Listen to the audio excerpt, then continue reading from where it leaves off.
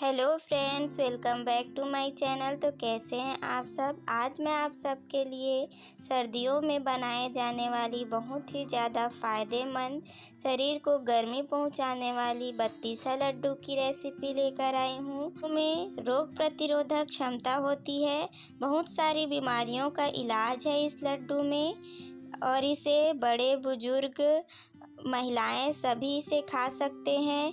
जो newly mother होती हैं उसे इस लड्डू को ज़रूर खिलाया जाता है, क्योंकि ये गर्भाशय के इन्फेक्शन को दूर करता है। इसे आप 1 साल के लिए बनाकर स्टोर कर सकते हैं। इसके क्या क्या गुण हैं, क्या फ़ायदे हैं, मैं सारे आपको डिस्क्रिप्शन में मेंशन कर दूंगी। आप उसमें जाकर अच्छे से डिटेल देख सकते हैं। तो चलिए रेसिपी को शुरू करते हैं। अगर आपने मेरे चैनल को अब तक सब्सक्राइब नहीं किया है तो सब्सक्राइब कर लीजिएगा। बत्तीसा लड्डू बनाने के लिए सबसे पहले हम ये जड़ी बूटियों का मिक्स तैयार कर लेते हैं। तो इसके लिए आप किसी भी जड़ी बूटियों के शॉप में जाएंगे और बोलेंगे कि बत्तीसा लड्डू के लिए मिक्स बना कर दीजिए, तो वो दे देंगे। इसमें आमी हल्दी, सौंठ, पीपली, अजगन, कलौंजी, अजवाइन, कमरकस, अश्वगंधा, कायफल, इस तरह की जड़ी बूटियाँ होती हैं। मैं आपको डिस्क्रिप्शन बॉक्स में इसकी पूरी डिटेल मेंशन कर दूंगी। इसे कितनी मात्रा में लेना है और कौन कौन सी जड़ी बूटियाँ ली जाती है, सब मैं आपको डिस्क्रिप्शन में बता दूंगी। तो आप एक बार डिस्क्रिप्शन चेक कर लीजिएगा। तो इन सब को हम हल्का हल्का रोस्ट कर लेंगे और इसे एक बार ओखली में कूट लेंगे। उसके बाद मिक्सर में डालकर फाइन पाउडर तैयार कर लेंगे और इसे मिक्स कर लेंगे इस तरह से, और हमारा पाउडर बनकर रेडी है। अब हम चमसूर को रोस्ट कर लेते हैं। ये 200 ग्राम चमसूर है। इसे हम लगभग 1 मिनट के लिए रोस्ट कर लेंगे। लगभग हमारे सारे जड़ी बूटी 200 ग्राम ही हैं। ये खसखस है, खसखस को भी हम रोस्ट कर लेंगे। चमसूर और खसखस को हम पीसेंगे नहीं, खड़ा ही डालेंगे। इससे क्रंचीनेस आता है, अच्छा टेस्ट आता है, इसलिए हम इसे पीसते नहीं हैं। 1 मिनट के लिए रोस्ट कर लेंगे। अब हमने इस कढ़ाई में 3 बड़े चम्मच के करीब घी लिया है और इसमें हम गोंद को तल लेंगे। तो गोंद को तलने से गोंद फूल जाता है इस तरह से, और इसी तरह से हम अपने सारे गोंद को तल कर निकाल लेंगे।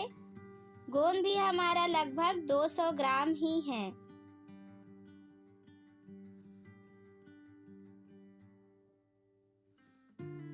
तो इसी कढ़ाई में हम मखाने को रोस्ट कर लेंगे। लगभग 2 मिनट के लिए हम मखाने को भी रोस्ट कर लेंगे। तो मखाना हमारा रोस्ट हो गया है। अब हमने सेम कढ़ाई में 3 बड़े चम्मच के करीब घी लिया है और इसमें हमने 4 बड़े चम्मच के करीब गेहूं का आटा लिया है, उसे हम रोस्ट कर लेंगे। तो यहाँ हमारा रोस्ट करने का प्रोसेस कंप्लीट हुआ। मखाना भी रोस्ट हो गया है, खसखस और चमसूर भी हमारा रोस्ट हो गया है। हमने गोंद को भी तल के निकाल लिया है और यहाँ हमने आटा भी रोस्ट कर लिया है। अब हम मखाने को मिक्सर में ग्राइंड कर लेंगे। मखाने को हम पीस कर डालते हैं। पीस कर डालने से लड्डू में बाइंडिंग अच्छा आता है। तो इसी तरह से हम गोंद को भी पीस लेंगे। तो देखिए गोंद पीसकर इस तरह से हो जाता है। तो यहाँ हमारा मखाना और गोंद पीस गया है। तो यहाँ पे हमने कुछ ड्राई फ्रूट्स लिए हैं, बारीक बारीक कट कर लिया है इन सबको। आपको जो ड्राई फ्रूट्स पसंद है आप वो ड्राई फ्रूट्स यहाँ पे ऐड कर सकते हैं। हमने थोड़ा ज़्यादा क्वांटिटी में लड्डू बनाया है, इसलिए हम ज़्यादा ड्राई फ्रूट्स ऐड कर रहे हैं। ये 2 किलो गुड़ है, इसे पुराना गुड़ कहते हैं। तो आप पुराने गुड़ से ही लड्डू बनाएं। तो इसे हमने ओखली में डालकर इस तरह से बारीक बारीक तोड़ लिया है। यहाँ थोड़ा चिरौंजी लिया है हमने। 1.5 किलो शुद्ध देसी घी है, इसे हम गरम करके पिघला लेंगे। और यहाँ पे हमने 200 ग्राम कलौंजी को भी इस तरह से बारीक पीस लिया है मिक्सर में। अब हम इन सबको एक बड़े से बर्तन में मिक्स कर लेंगे। तो सबसे पहले हमने ड्राई फ्रूट्स लिया है, उसमें जो जड़ी बूटियों का पाउडर बनाया था उसे ऐड किया है, चमसूर और खसखस, कलौंजी, भुना हुआ आटा,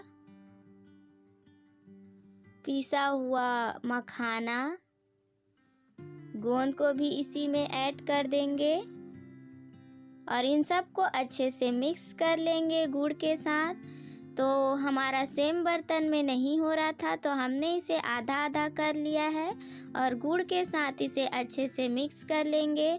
बहुत से लोग गुड़ को पिघला कर डालते हैं, हम इसे गुड़ को पिघला कर नहीं डालते, इस तरह से बनाते हैं क्योंकि गुड़ को पिघला के डालने से हमारा जो जड़ी बूटियों के जो फ़ायदे होते हैं वो कम हो जाते हैं, इसलिए हम गुड़ को पिघला कर नहीं डालते हैं।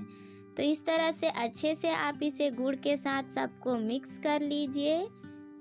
तो हमने सारे चीज़ों को अच्छी तरह से मिक्स कर लिया है। अब हम अपने मिक्सचर को थोड़ा सा एक परात में निकाल लेंगे और थोड़ा थोड़ा घी डालते हुए इसे मिक्स करते जाएंगे।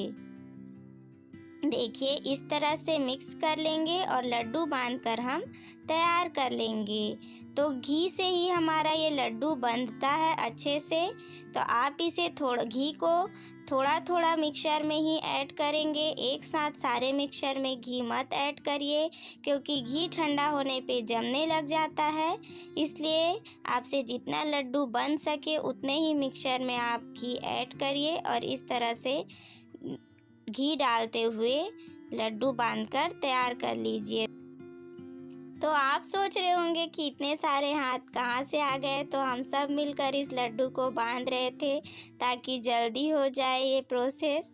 तो देखिए इस तरह से आप लड्डू बांधते जाइए। घी डालने से ये लड्डू बहुत आसानी से बन जाता है। तो सारे लोग मिलकर हम इस लड्डू को जल्दी जल्दी बांध रहे थे ताकि घी हमारा जमे नहीं। सारे लड्डू को बांधने में हमारा यहाँ पे 1.5 किलो घी का यूज़ हुआ है। तो ये देखिए लड्डू हमारा बनकर तैयार है। आप इस लड्डू की रेसिपी को ज़रूर ट्राई कीजिए, बहुत ही ज़्यादा फ़ायदेमंद रेसिपी है ये। बड़े, महिलाएं और बुजुर्ग, बच्चे सभी इसे खा सकते हैं। अगर आप इसे बच्चों को दे रहे हैं तो इसमें से आधा लड्डू ही बच्चों को दीजिए, बाकी सब इसे एक पूरा खा सकते हैं। तो आप इसे खाली पेट में दूध के साथ खाइए, सुबह मॉर्निंग में बहुत फ़ायदा करता है ये। सर दर्द, जोड़ों का दर्द, सर्दी जुकाम, इन्फेक्शन को दूर करना, बहुत सारे बीमारी का इलाज है इस लड्डू में। तो आप इस लड्डू की रेसिपी को ज़रूर ट्राई कीजिए और कोई भी जानकारी चाहिए तो आप हमें कमेंट करके पूछ सकते हैं, मैं आपके सारे सवालों के जवाब दूंगी। तो अगर आपको हमारी ये रेसिपी अच्छी लगी है तो वीडियो को लाइक एंड शेयर ज़रूर कीजिए और इसी तरह की हेल्दी और इजी रेसिपी देखने के लिए हमारे चैनल को सब्सक्राइब करना ना भूलें। Thank you. You came with a warning. I should have seen it. My bad for falling.